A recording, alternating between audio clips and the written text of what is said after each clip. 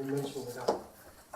오늘 저희 한국은행법 제96조의 국제보고 등 조항에 의거해서 통화신용정책의 수행 상황에 대한 평가보고서, 즉 통화신용정책 보고서를 작성해서 국회에 제출했습니다. 이번 통화신용정책 보고서에는 지난해 7월부터 금년 3월까지 국내외 경제 금융 동향, 그리고 한국은행이 수행한 통화신용정책의 주요 내용, 또 향후 정책 방향 등을 정리해서 국회에 제출하고, 또 이를 일반에게도 공표함으로써 통화신용정책에 대한 국민의 이해를 높이고 정책의 투명성과 유효성이 제고되도록 하였습니다. 이번 보고서의 특징을 간략히 설명드리겠습니다. 먼저 통화신용정책 운영과 관련해서는 지난해 8월 이후 기준금리를 3차례 인하하고 금융중개지원대출 한도를 증액한 배경에 대해서 당시의 국내외 경제 금융 상황의 변화와 전망 등과 연계해서 충실히 설명하고자 노력했습니다. 다음으로 향후 통화신용정책 방향에 대해서는 이번 달 초에 발표된 한국은행 경제전망 내용을 반영해서 향후 경제 여건을 점검하고 기본적인 정책 운영 방향을 기술했습니다. 가장 최근의 경제전망을 반영하기 위해서 통화신용정책 보고서의 국회 제출과 일반인 공표 시기를 종전의 3월 말 그리고 9월 말에서 금년부터는 4월 말, 10월 말로 한 달씩 늦췄습니다. 그래서 저희 4월 전망, 10월 전망이 통화신용정책 보고서에 반영되도록 바꿨습니다. 이와 함께 대상 기간 중 통화신용정책 여건과 관련된 주요 이슈로 국제 유가 하락이 소비자 물가에 미치는 영향, 최근의 가계대출 증가 배경, 기준금리 인하의 은행 여수신 금리에 대한 파급 효과, 이런 것들을 선정해서 참고를 통해 분석 내용을 수록했습니다. 자세한 내용은 배포해드린 보도 참고자료와 보고서 책자를 참고해 주시기 바랍니다. 그리고 추가적으로 궁금하신 사항이 있으면 질문해 주시면 저희가 주어진 시간 내에 성실히 답변 드리도록 하겠습니다. 다만 이 보고서는 과거에 저희가 통화신용정책을 수행한 수행 상황에 대한 설명이고, 또 이 보고서의 작성 대상 기간이 지난해 7월부터 금년 3월까지로 되어 있으니까 가급적 이 기간 중에 해당되는 내용으로 질문해 주시면 감사하겠습니다. 감사합니다.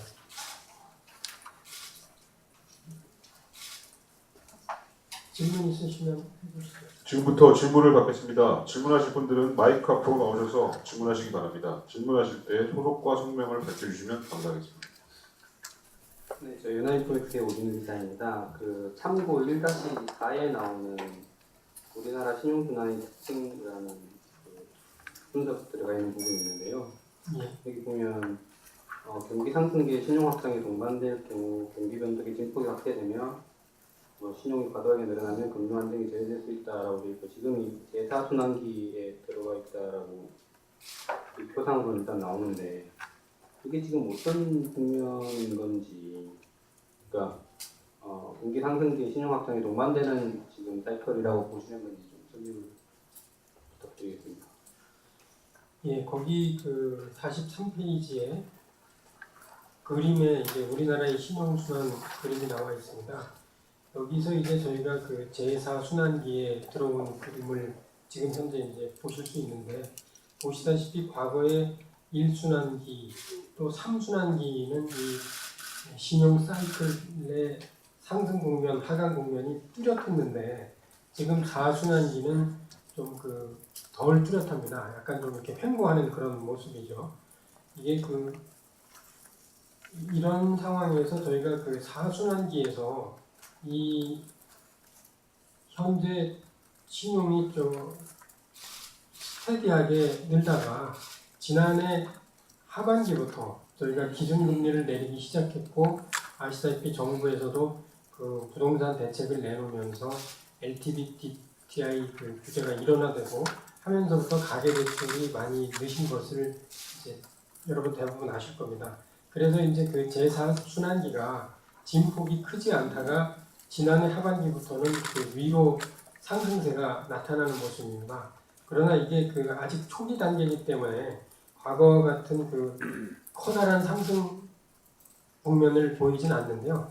이게 저희들은 지금 현재 저금리 기조 상황이 지속되고 있고 또 최근에 그 부동산 시장의 온기 같은 거를 감안했을 때 또 저희가 이제 은행들의 대출 태도라든지 은행들의 영업 계획에 대해서도 모니터링을 하고 있는데 그런 상황에서 보면은 당분간은 신용 증가세가 지속될 것으로 이렇게 보고 있습니다. 그래서 지금 이제 저희가 경기 사이클로 보면은 경기가 완만한 회복세라고 보고 있는 거고요. 신용 사이클로 보면은 지금까지 그 4순환기에 보면은 현재까지는 완만한 상승세였다고 볼 수 있는데 최근 들어 그러니까 지난해 하반기 이후부터 이 상승 국면이 조금 가팔라지고 있는 그런 상황으로 보고 있습니다. 물론 이런 신용 상승 국면이 조금 가팔라진다는 것은 경기 회복세, 완만한 경기 회복세를 조금 더 이렇게 그 끌어올릴 수 있는 그런 긍정적인 점이 있고 또 저희가 이 신용이 대기업이라든지 이런 것보다는 가계 위주로 신용이 늘고 있어서 최근에 가계 부채가 저희가 그동안도 조금 잠재적인 금융 안정 저해 요인이 될 수 있다 하는 그런 인식을 갖고 있었기 때문에 그런 측면에서는 이 신용이 가계 대출 위주로 드는 것에 대해서는 저희가 좀 눈여겨보고 있는 그런 입장이라고 말씀드리겠습니다. 저 로이터 통신의 김세미 기자인데요. 이 보도 자료 주신 거에서 지금 보면은 금년 3월까지 소비자 물가 상승률을 월 평균 1.1에서 1.3%포인트 하락시키는 직접 효과 발생했다고 나와 있는데 이게 언제부터 그런 건지 좀 알려주시고요. 그 다음에 아직 2차 파급 효과 나타나지 않고 있다고도 나왔는데 이게 혹시 언제부터 나타날지 전망하고 계신 게 있다면 좀 알려주십시오.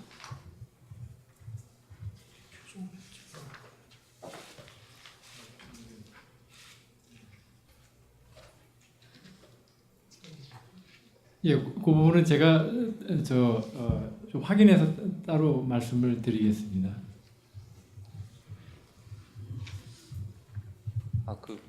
MBC의 정재윤 기자입니다. 그 국제 유가 하락이 소비자 물가에 미치는 영향 자료에 보면 2차 파급 효과가 아직 나타나지 않은 것으로 판단된다. 그래서 국제 유가 급락에도 불구하고 일반인 기대 인플레이션이 2%대 중반 수준이고 근원 인플레이션이 2%대 초반 수준이다. 그리고 소비자 국제 유가 변동 이후 기대 인플레이션 경로를 통한 소비자 물가 인하 효과는 거의 나타나지 않았다. 이렇게 평가를 하신 것 같은데요. 이게 왜 이렇게 2차 파급 효과가 나타나지 않은 걸로 보시는지, 그 다음에 그게 시간이 더 걸리는 건지 아니면 다른 어떤 그 파급 경로에 문제가 있는 건지 이 부분이 궁금하고요. 그다음에 일부에서 계속 디플레이션 우려 얘기가 계속 나왔는데 그렇다면 지금 이 국제 유가가 이렇게 하락함에도 불구하고 기대 인플레이션, 근원 인플레이션을 보면 디플레이션 우려는 지금 할 필요가 없는 건지 어떻게 보시는 건지 그 부분 질문드립니다. 예, 아까 로이터 김세미 기자께서 질문하신 거하고 이제 2차 파급 효과는 같은 내용인데요. 그 점을 말씀드리면은 저희가 지금에 있는 저물가가 좀 장기화되고 있는 이런 현상은 가장 기본적인 원인은 물론 저희 경기 상황이 지지부진하기 때문에 총수요가 크지 않다라는 점이 기본적으로 깔려 있고요. 두 번째는 아시다시피 지난해 하반기 이후에 국제유가가 큰 폭으로 하락했습니다. 그래서 저희는 지금에 있는 이 낮은 물가, 0%대 물가 수준은 지난해 하반기 이후에 국제유가 급락에서 비롯된 것으로 저희가 보고 있습니다. 지금의 물가 상황이 1차적인 효과가 나타난 거죠. 국제유가가 급락했다는 효과가 이제 우리 물가에 반영이 돼 있다는 겁니다. 그럼 2차 효과라는 것은 그 이후로에 넘어가지고 이 국제유가라는 하락이 이제 좀 석유류 가격이라든지 또 더 나아가서 일반적인 다른 물가 수준을 낮추는 그런 쪽으로 작용하는 것을 이제 저희가 2차 효과라고 하는데 아직 저희가 거기까지는 안 갔다라는 것으로 보고 있는 거죠. 그럼 앞으로 시간이 지나면 거기까지 갈 것이냐? 이제 이런 거는 다른 경제 상황과 그 같이 종합적으로 보아야 되는데 현재 저희는 이 경기가 완만하나마 회복될 걸로 보고 있고 또 이제 그 국제 유가 급락의 효과가 지난해 하반기 이후부터 시작됐기 때문에 전년 동기비로 보는 물가 효과는 이제 저희가 지금 4월 다 지나가고 있지 않습니까?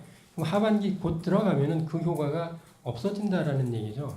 그래서 저희가 하반기 되면은 물가가 기저 효과 때문에라도 올라갈 수 있고 또 국제 유가가 지금 아시다시피 그 최근에는 소폭 이렇게 반등해 가지고 가고 있고요. 또 앞으로의 유가 전망의 일반적인 그 전망치는 하반기 이후에 이 더 이상의 추가 하락이 없이 완만하게 반등할 소지가 있다라는 것이 일반적인 그 물가 전망입니다. 그래서 이런 쪽을 보았을 때에 이제 2차 효과가 나타나지 않는다라고 이제 저희들이 말씀드리는 거고 또 기대 인플레이션은 아시다시피 그 2% 지금 중반 수준에 이렇게 돼 있습니다. 물론 그동안 조금씩 떨어져 왔지만은 이제 지금 뭐 2.5% 수준에서 이렇게 걸려서 횡보하고 있는 그런 상황인데요. 디플레이션이라는 게 이제 그 정의상 물가가 광범위한 품목에 걸쳐서 지속적으로 떨어지는 현상이라고 이제 경제적으로 정의를 하고 있습니다. 물론 우리나라에서는 지금 디플레이션을 약간 다르게 이제 언론 같은 데서 쓰셔가지고 저물가 현상이 장기화되는 현상으로도 이제 혼용해서 디플레이션을 쓰지만은 이 경제학 교과서적 용어로 보면은 그런 디플레이션은 지금 안 나타나고 앞으로도 나타나지 않을 것으로 저희가 이제 보고 있다라는 거죠. 그런 측면에서 이제 저희가 디플레이션에 대한 우려가 조금 과장돼 있는 거 아니냐 하는 생각을 하고 있습니다. 물론 이제 길게 본다면은 저희가 물가가 이렇게 예전과 같이 뭐 성장도 마찬가지입니다만은 이제 높은 성장, 높은 물가는 그렇게 나타날 가능성은 좀 적다고 보는 게 일반적입니다. 물론 그거는 이제 우리 경제의 구조적인 변화 때문에 그런 거고요. 그런 측면에서 보면은 중장기적으로 저성장 저물가가 장기화되는 거에 대해서 저희가 우려는 하고 있지만은 이 디플레와 같은 약간 뭐 공포감을 유발한다든지 또 자극적으로 우리 경제를 비관적으로 본다든지 하는 그런 거는 좀 바람직스럽지 않지 않나 하는 생각이고요.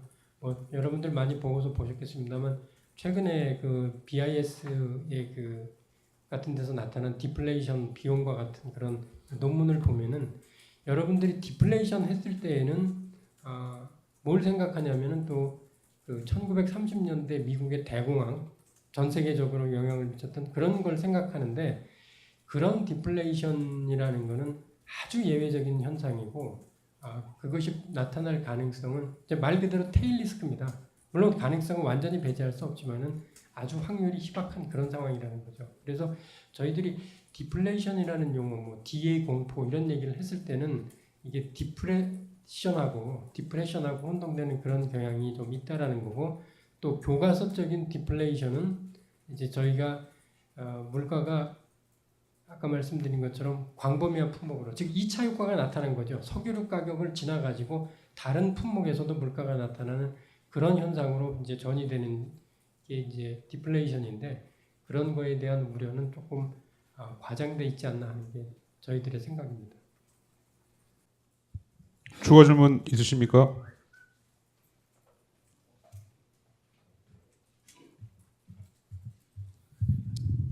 예, 저희 아까 오진호 기자가 물어본 신용순환 그 관련해서 설명해서 그 완만한 경기 회복세 뭐 이런 쪽을 민간 신용이 올라가면서 경기 동행 지수 좀 올라가는 쪽에 그렇게 설명해 주셨는데요.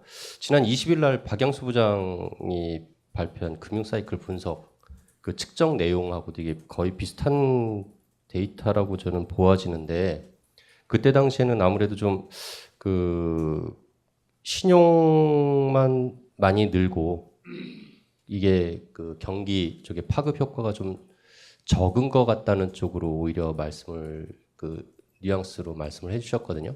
즉 그 기준금리 인하 뭐 저의 해석이었습니다만 기준금리 3번씩이나 인하하면서 그 민간 신용 쪽은 급증하는 반면에 오히려 그 파급 효과가 경기 쪽에는 미치지 못하는 그런 어떤 괴리 현상이 좀 발생하는 듯한 걸로 좀 봤고, 솔직히 그 하는 쪽에서도 어느 정도 인정하는 그런 말씀이셨는데, 지금 부총재부님 말씀으로는 지금 완만한 경기 회복세를 뒷받침한다라는 쪽으로 좀 들려서 그 같은 하는 내용이 좀 앞뒤가 안 맞는 거 아닌가 이런 생각도 드는데 다시 한번 설명 좀 부탁드립니다.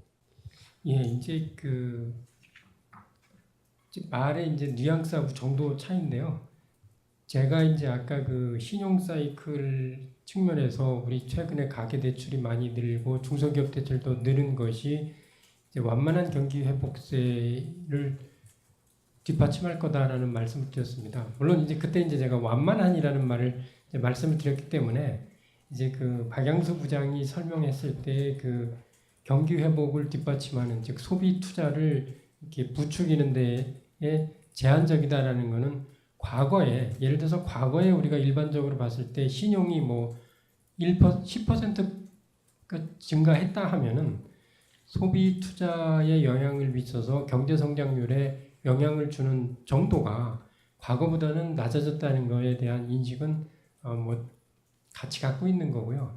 이제 그 낮아졌지만 그나마 이게 늘지 않을 때에 비해서는 이 경기 회복을 뒷받침한다라는 그런 뜻이죠. 물론 그 정도의 차이는 저희들도 과거에 이게 그 실증적인 데이터에서 뭐 신용이 얼마 늘면은 성장률이 얼마 늘고 물가 상승률이 얼마 올라가고 이런 것들이 이제 과거보다는 약화됐다라는 점에 대해서는 당연히 이견이 없고 같은 생각을 하고 있습니다.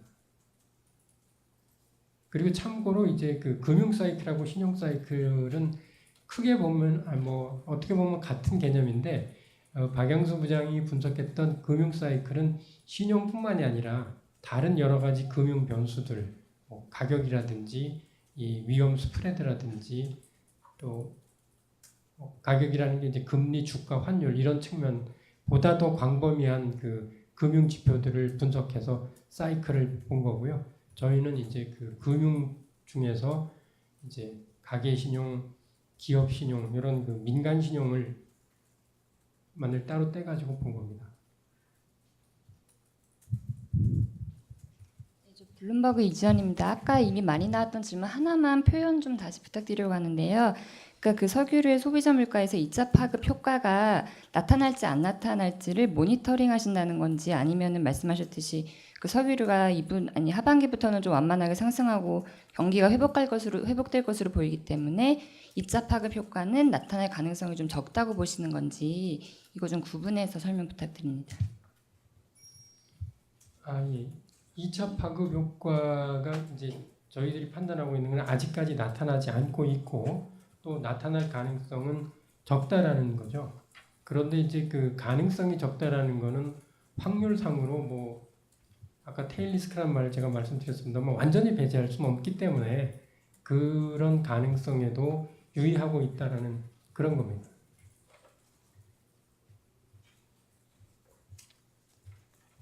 네, 저 NIFX 오준우 기자인데요. 그 질문을 몇 가지 좀 더 드리면 그 통화 정책의 유효성 제고 부분에서 실물 부분의 금리 정책의 효과가 실물 부분에 원활하게 파급되도록 노력할 것이다라고 나와 있는데 좀 구체적으로 생각하시는 툴이 있다면 좀 설명을 부탁드리고요. 그 다음에 정책 의도를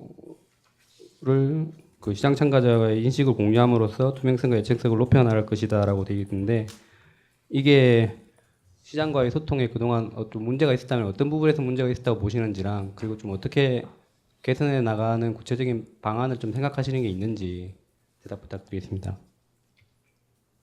죄송합니다. 지금 어느 파트에 나오는 말이에요? 향후 통화정책 운용 방향에 나와 있는.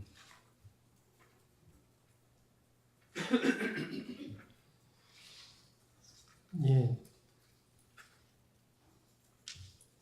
저희가 이제 그 아시다시피 뭐 여러 번 뭐 총재님이나 다른 분들도 말씀을 하셨습니다만은 그 통화신용 정책의 파급 효과가 1차적으로는 금융시장에서 나타나고 그것이 이제 그 시차를 두고 실물 경제에 영향을 미치게 됩니다. 저희들이 그 금융시장에서는 나름대로 그 금융기관 여수신 금리도 떨어지고 은행의 가계대출, 중소기업 대출이 그 많이 늘고 있기 때문에 지난 하반기 이후에 기준금리를 3차례 인하한 효과가 이제 시장에서는 잘 나타나고 있다고 보고 있는 겁니다. 특히 뭐 최근에 주가도 물론 주가는 그 다른 글로벌 영향도 많이 받고 있습니다만은 그런 것들을 봤을 때 잘 나타나고 있는데 이게 이제 그 실물에 미치는 거는 물론 첫째는 시차가 있으니까 기다려 봐야 된다는 거고요. 물론 이제 지난해 8월 달에 첫 번째 금리 인하를 했기 때문에 이제 시차도 어느 정도 나타날 때가 됐고요. 아까 이제 김남현 기자께서 질문하신 것처럼 그 실물에 미치는 영향이 과거보다는 좀 구조적인 요인이라든지 글로벌 요인 때문에 축소돼서 나타난 그런 점도 있습니다.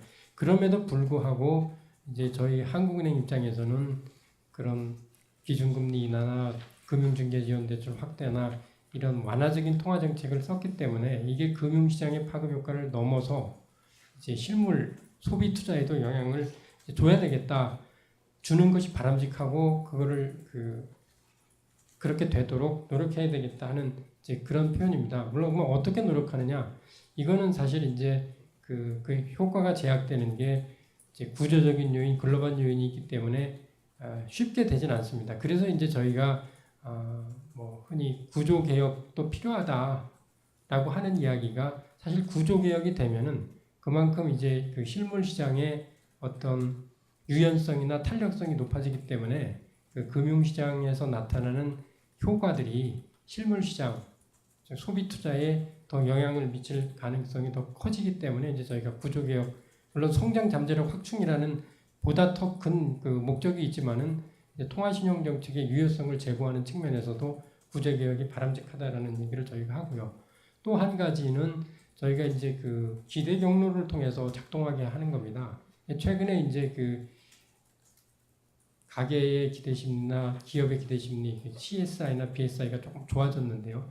이런 것들이 예를 들어서 아까 제가 디플레이션 같은 거에 대한 그 공포라든지 우려가 좀 과장된 면이 있다 이렇게 말씀드렸는데 이렇게 우리 경제에 대해서 저희 한국은행이 보고 있는 나름대로 그 견해, 뭐 저희가 어떤 거를 나름대로 객관적으로 보고 이제 중립적으로 보는 이런 견해들을 인식을 경제 주체들한테 공유해서 이 막연한 불안감 또 막연한 불확실성 때문에 소비 투자가 저해되는 그런 그 현상은 좀 최소화해야 되겠다 하는 이런 것도 저희들이 그 생각하고 있는 이 통화신용 정책의 유효성을 제고하는 방법이라고 생각을 하고 있습니다.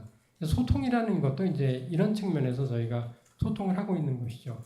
그러나 물론 이런 소통이 저희들 나름대로의 그 전망치를 가지고 소통을 하는 거지만은 아시다시피 이제 그 세계 경제 전망치 자체가 계속 하향 조정돼 왔고 또 국제유가 하락이라는 이 불과 1년도 안 되는 짧은 사이에 국제유가가 110달러 수준에서 40달러 수준으로 떨어질지는 사실 아무도 몰랐던 거거든요. 그러니까 이런 저희들이 그 미래의 불확실성 때문에 저희들이 갖는 경제 전망의 불확실성 이런 것들이 좀 소통의 제약이 되고는 있습니다만은 저희가 그런 점에서는 계속 그 노력을 앞으로도 더 강화해 나가도록 하겠습니다.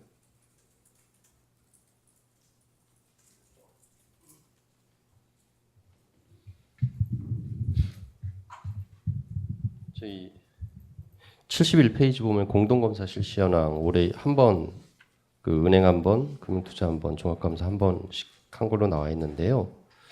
이게 뭐 예년 14년에도 4번씩 그래서 오히려 그 은행 같은 경우는 11년, 13년까지 7번씩 했다가 많이 줄었고 지금도 지금 횟수로 보면 좀 많이 줄어드는 현상인 것 같은데요. 이게 공동검사 횟수가 이렇게 좀 줄어드는 이유가 뭔지 좀 궁금하고요. 그다음에 최근 들어서 뭐 금감원하고 공동검사 관련돼서 논란이 약간 좀 불거졌었던 걸로 아는데 그거에 대한 뭐 한은의 입장이라고 할까요? 뭐 이거 좀 간단히 설명 부탁드리겠습니다. 사실 그 공동검사가 여기 이제 표에 보니까 지금 김남현 기자님 말씀하신 대로 2014년도에 횟수가 줄었는데 종합검사 횟수가 줄은 거고 부문검사 횟수는 늘었네요. 제가 그 정확한 원인은 잘 모르겠습니다. 이게 그 통화정책 파트에서 담당하는 게 아니라 이제 금융안전국의 검사분석실에서 해가지고 제가 이거는 나중에 따로 말씀드리도록 하겠습니다. 다만 저희들이